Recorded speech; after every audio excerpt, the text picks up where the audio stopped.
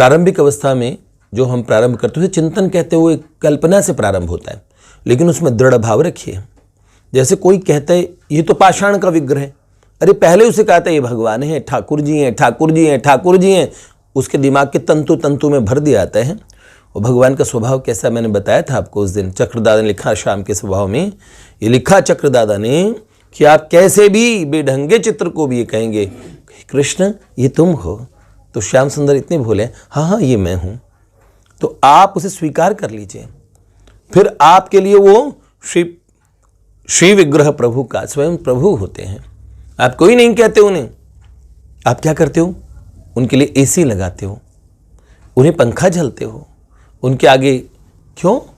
असल में आप जान चुके हैं कि वो स्वयं प्रभु ही हैं इस स्वरूप में, जो अर्चा विग्रह का स्वरूप लेके आए हैं।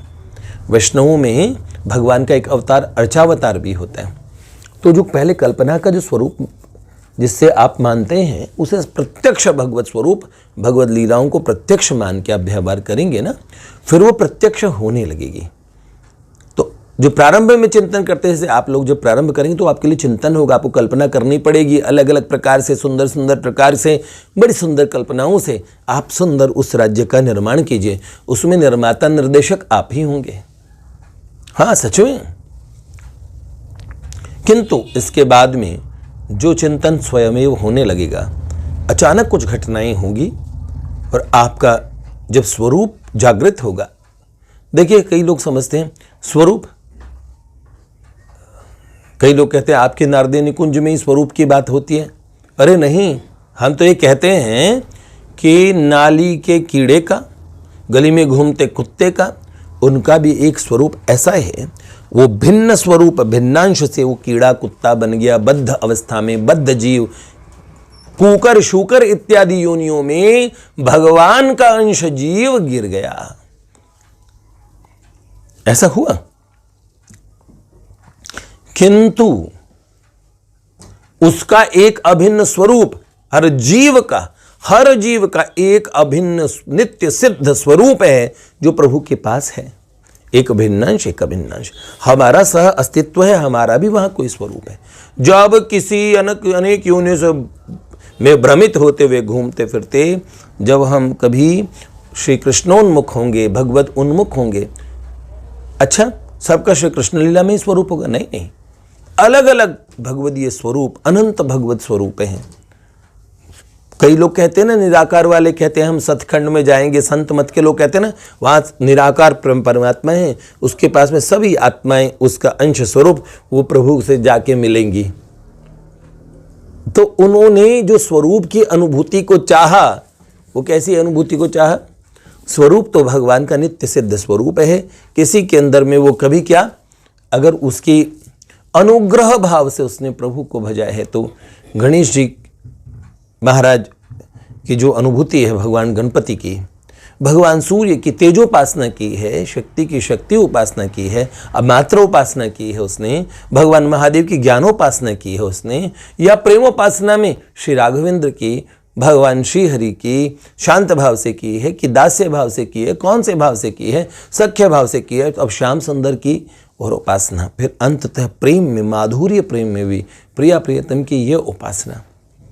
तो जिसकी जैसी रति होती है तद अनुरूप, अच्छा एक बात और कही, जीव को ऐसा लगता है तद अनुरूप उसको और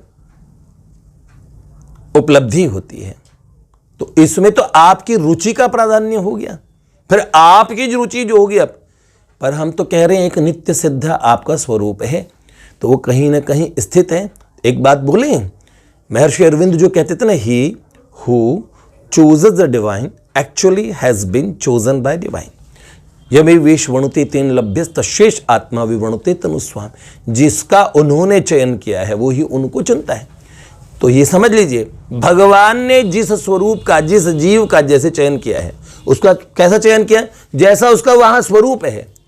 तो कई मात्रोपासना वाले होते हैं, वो भगवती की मात्र मंडल में प्रवेश करके मात्र भाव से उपासना करते हैं, जिन्हें भगवान ने माता के स्वरूप में इस प्रकार से चुना है, लेकिन उनका स्वरूप वहां पे ऐसे स्थित होगा। लेकिन कभी कभार हम कहें, कई लोगों की रुचि और भगवान महादेव की ज्ञानोपासना में होते हैं, महादेव के शरणागत रहते हैं। तो महादेव की यहाँ पे उनकी अंतिम परिणति उनका एक स्वरूप है। किंतु कभी कभार क्या होता है, हम आपको बताएं, कई बड़े विचित्र महात्मा होते हैं जो महादेव को तो मानते हैं माता पिता, हमारी भी ये स्थिति है, और प्रिया प्रियतम को मानते हैं अपने जीवन धन प्राण वल्लभ प्राणेश। तो अपने प्राण प्रियतम तो प्रियालाल जो उनको इस तरीके से मानते हैं, तो याद रखना उनके सह अस्तित्व में इतना सामर्थ्य होता है, वहाँ पे उनके अभिन्नांश में इतना सामर्थ्य होता है कि एक समय में वो कई जगह भी रह सकते हैं। तो इसलिए हर जीव का एक नित्य सिद्ध स्वरूप है, और तद अनुरूप यहाँ पे उसकी साधना ने एक दिन वहाँ जाके पहुँचेगी ही। तो या तो आप नियति की प्रतीक्षा कर लीजिए, या फिर आप ईमानदारी से चलना प्रारंभ कीजिए कि आपकी भावधारा जा किधर रही है। कभी कभार महादेव की उपासना करते करते अचानक आप कृष्ण भक्त हो उठते हैं, देखा होगा किसी न किसी स्वरूप की उपासना करते करते आप ऐसे हो जाते हैं। तो इसका मतलब आपकी उपासना की नियति ऐसे जानी थी।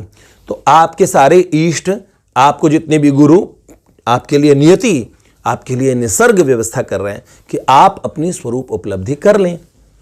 लेकिन इसमें कहते हैं ना, गुरु कृपा भी हो गई, प्रभु कृपा भी हो गई, अब हम लोगों को आत्म कृपा की आवश्यकता है, शास्त्र कृपा भी हो गई, सब चीज़ों की व्यवस्था भी हो गई। तो अपने आप पे कृपा करें, इस स्वरूप बोध को शीघ्र अतिशीघ्र प्राप्त करें तो अच्छा है। स्वरूप बोध का मतलब आप ब्रह्म की और जो अपरोक्ष अनुभूति है उसमें निर्गुण निराकार अपनी सत्ता को जान लेना कि मैं कौन हूं, उसे स्वरूप बोध समझते हैं।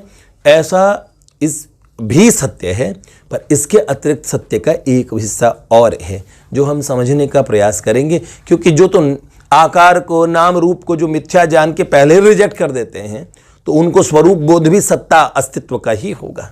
लेकिन जो नाम रूप को जानते हैं कि नाम रूप भी सत्ता के भीतर एक निहित शक्ति है, समझें।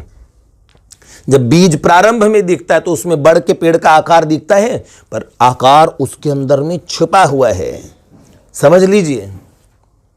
जब एक फोटो कहीं भेजी जाती है तो मोबाइल से मैसेज आता है, तो आपको कहीं फोटो आते हुए दिखती है वो कोई आकार में, लेकिन जब वो उसमें एक आकार था, उस जो प्रसारण हुआ है ना, वो जो प्रसारण जो आपको आपके पास जो मैसेज आ रहे हैं, उस मैसेज में शब्द भी आ रहे हैं, लिखे हुए शब्द, उसमें तस्वीरें भी आ रही हैं, यहाँ तक रिकॉर्डिंग भी आ रही है, चलती फिरता चलचित्र आ रहा है, कोई मूवी आ रही है, लेकिन आते हुए दिख नहीं रही है, सब कुछ निराकार सा दिख रहा है, आकार रहित। लेकिन अचानक आके आकार में परिणत होना, जानते हो, उसके मूल में आकार था।